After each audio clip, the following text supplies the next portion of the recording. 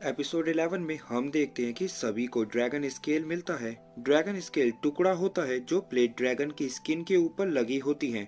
योंगशी बोलता है कि ब्लैक ड्रैगन के 9 बेटे थे और हर कोई एक दूसरे से अलग था।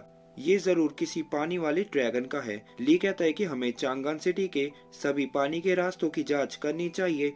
ये होंगजुन के पेट को पकड़ते हैं और उसे पानी में भेजते हैं, जिसके थोड़ी देर बाद पानी में एक तेज लहराव आता है और उसके नीचे से एक बड़ा ड्रैगन निकलता है। ली सभी को अलग अलग जाने को कहता है और सुबह कोर्ट ऑफ एक्सोसिस में मिलने को कहता है। होंगजुन एक पानी के रास्ते आता है जो बंद पड़ा होता है, पर उसे वहां उसी ड्रैगन का एक और ड्रैगन स्केल मिलता है। होंगजुन नाइफ को थ्रो करता है और रोड्स काट देता है और अंदर आता है। होंगजुन उस एक डैमेज हुई बोट में आता है जिसके ऊपर एक मैजिक फॉर्मेशन होती है जो शायद उन्हीं डीमंस ने बनाई है। अताई कहता है कि ये फॉर्मेशन एक अलग डायमेंशन जैसा है जो अपने अंदर दुनिया रखता है जो नरक और स्वर्ग के बीच में रहती है। अताई उसे टच करता है और वो फॉर्मेशन इन्हें दूर फेंक देती है और एक ड्रैगन आके इन पर हमला करता है। अताई अपनी पावर से उसे फंसा देता है, पर ड्रैगन उसके मैजिक को ब्रेक करके उस पर हमला करता है। पर होंगजुन अपनी शील्ड से उसे बचा लेता है, जिसके बाद ड्रैगन शील्ड को तोड़ने की कोशिश करता है और ऊपर आके पूरी ताकत से मारता है और शील्ड ब्रेक हो जाती है और दोनों एंड मोमेंट पर निकल जाते हैं। अताई और होंगजुन पूरे टीम वर्क के साथ ड्रैगन पर अटैक करते हैं और घायल होने के बाद ड्रैगन भाग जाता है। और दूसरी ओर ली के पीछे एक ड्रैगन स्पिरिट को देखते हैं और सीन यही एंड हो जाता है, जिसके बाद रेगन और योंगशी पानी को चेक कर ही रहे होते हैं कि वहां ली आ जाता है और देखकर लगता है कि वो डीमन के कब्जे में है। सुबह अताई और होंगजुन प्लान के अकॉर्डिंग कोर्ट ऑफ एक्सोसिस में आते हैं, पर लेकिन इनके अलावा और कोई नहीं आता। दोनों कहते हैं कि हमें उन्हें ढूंढना होगा, पर यह भी है कि पानी के बहुत सारे रास्ते हैं। होंगजुन अलग अलग जाने को कहता है और दोनों निकल जाते हैं। अताई जा ही रहा होता है कि रास्ते में उसके बगल से कोई जाता है और वो बहुत तेजी से निकल जाता है। होंगजुन डीमन के निशानों का पीछा करता है और एक गुफा में आता है जहां उसे वही मैजिक फॉर्मेशन मिलती है। जिसके पास आते ही उसका नाइफ ग्लो करने लगता है, जिसका मतलब ली आसपास है। होंगजुन उसे टच करता है और फॉर्मेशन एक्टिव हो जाती है, जिसके बाद कोई होंगजुन को अंदर खींच लेता है और होंगजुन देखता है कि ये खुद होंगजुन है, पर ईविल वाला। वो होंगजुन पर हमला करता है। होंगजुन उसके अटैक को डोज करता है और अपनी शील्ड की हेल्प से बच जाता है, पर अब वो ईविल होंगजुन ली बन जाता है और वो होंगजुन के नाइफ को भी कंट्रोल कर पाता है। और ये देखकर होंगजुन बहुत हैरान होता है और ईविल ली होंगजुन को अपनी पावर से कैद कर लेता है। होंगजुन दूसरी ओर टेलीपोर्ट होकर गिरता है जहां सभी को डीमंस ने कैद कर रखा है और होंगजुन को लॉक करके वही ईविल डीमन भी आ जाता है। ली कहता है कि ये डीमन नहीं है, एक ब्लड रोम है, ऐसा डेविल जो खून पीकर ताकतवर होता है और कई सालों के बाद रोम अब किसी का भी रूप ले सकता है। वह डीमन गर्ल आती है और होंगजुन के पास आके उसकी एनर्जी को एब्जॉर्ब करने लगती है। ली उसका फेस देखता है और ये और कोई नहीं मैडम गुओ होती हैं जो किंग के साथ रहती थी। ली को समझ आता है कि जिस कैट को इन्होंने पकड़ा था वो मैडम गुओ की वजह से ही वहां से भागी होगी। गुओ कहती है कि मुझे नहीं पता था कि हमारे प्लान को फेल करने के पीछे एक बिल्ली थी। गुओ ली को सारा प्लान बताती है। ली कहता है कि मतलब ड्रैगन स्केल तुम्हारे प्लान था और तुम्ही ने 3 ड्रैगन सन्स को भेजा था मर्डर करने के लिए, जिससे हमारा ध्यान डीमन से हटे और तुम मरे हुए लोगों के खून से डेविल रोम को और ताकतवर बना सको। गुओ कहती है कि हम किंग को मार नहीं सकते पल ब्लेसिंग्स की वजह से, पर हम उनकी जगह किसी दूसरे किंग को भी भेज सकते हैं।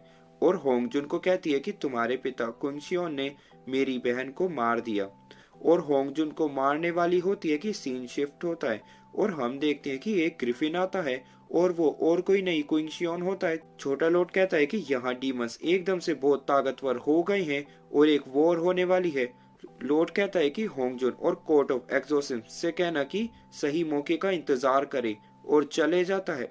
लेडी गुओ जो डीमन है वो होंगजुन को नाइफ से मारने लगती है और बहुत तकलीफ देती है होंगजुन को, पर तभी उसे छोटे लॉर्ड के यहाँ आने की वजह से कुछ महसूस होता है और एक स्पेल यूज करके रोम को लेके यहाँ से चली जाती है।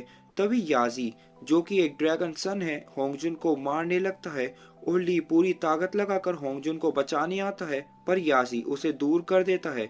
ली याजी की कमजोरी के बारे में पूछता है तो होयोंगशी बोलता है ड्रैगन फॉर्म में उसका दिल गले के 3 इंच नीचे होता है और मोर्टल फॉर्म में चेस्ट के सेंटर में। होंगजुन अपनी ब्लेड का यूज करके बाकियों को आजाद कर देता है और सभी याजी पर टूट पड़ते हैं। होंगजुन का नाइफ रॉक से टकराकर ऊपर टंगे पिंजरे में लगता है जिससे चेन आधी टूट जाती है। ली याजी को धक्का देता है और तभी पिंजरा उस पर गिर जाता है। याजी अपनी ड्रैगन फॉर्म में आता है और ली को बुरी तरह मारता है, पर इसका फायदा उठाकर होंगजुन नाइफ ड्रैगन के दिल के आर पार कर देता है और ड्रैगन यही मर जाता है।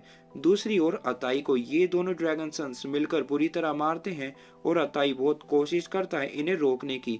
ये अताई को मारने ही वाले होते हैं कि तभी वहाँ वही आदमी आता है जिसने इन सभी को ब्यूटी हाउस में बचाया था, और उसे देखकर ये दोनों ड्रैगन सन्स यहाँ से 9-2-11 हो जाते हैं। जिसके बाद ये दोनों नालायक इधर आके इन सभी को मारने लगते हैं और ली को बहुत बुरी तरह मारते हैं और एक पावरफुल अटैक करते हैं जिससे ली के दिल की धड़कनें रुकने लगती हैं और ली अपने अंदर की हार्ट लाइट को देख पाता है जो होंगजुन के साथ लड़ाई में उसके शरीर में चली गई थी। एपिसोड 13 शुरू होता है। ली हार्ट लाइट को छूता है और तभी ली ड्रैगन सन्स के हाथ को पकड़ लेता है और उसे दूर कर देता है। ली खड़ा होता है और उसकी आंखें ग्लो कर रही होती हैं।